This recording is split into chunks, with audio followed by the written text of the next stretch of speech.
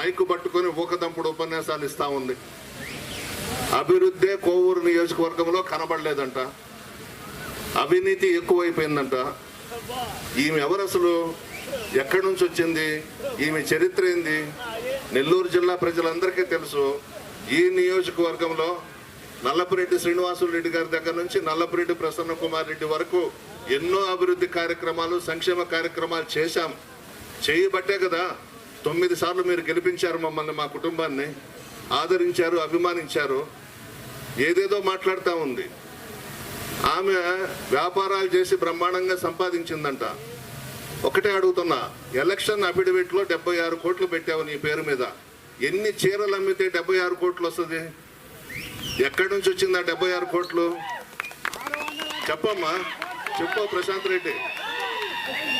ఒక్క 76 కోట్లు చీరలు అమ్మితేనే వస్తే అందరం కూడా చీరల వ్యాపారమే పెట్టుకుంటాం కదా. ఏదో కథలు చెప్తా ఉంది, స్టోరీలు చెప్తా ఉంది. మంచినీటి సమస్య ఉందంట నియోజకవర్గంలో. ఒక్కరోజు రాత్రికి రాత్రే మంచినీళ్ళు ఇచ్చేస్తుందంట. అది ఎట్లా ఇస్తారయ్యా?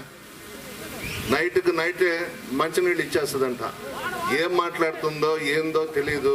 రాజకీయాలు కొత్త. ఒకటి ఆలోచించండి, మన ఇంట్లోకి నేరుగా మీరు ఎప్పుడైనా రావచ్చు. ఎస్సీలు కానీ, ఎస్టీలు కానీ, బీసీలు కానీ, ముస్లిం మైనారిటీలు కానీ, మధ్యతరగతి కుటుంబాలు కానీ ఎవరు వచ్చినా నా పక్కన కూర్చొని పెట్టుకొని మాట్లాడతాను.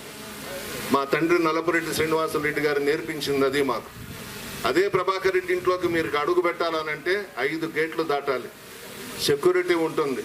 పేదవాళ్ళకి ఆ ఇంట్లో స్థానం లేదు. అంతా గొప్ప గొప్ప వాళ్ళకి, పారిశ్రామికవేత్తలకి, ధనవంతులకి మాత్రమే ఆ ఇంట్లో స్థానం. ఒక్కసారి ఆలోచించండి. నేనేదో ఎలక్షన్స్కి వచ్చి వాళ్ళ మీద ఏదో కథలు చెప్తున్నానని కాదు, వాళ్ళ చరిత్ర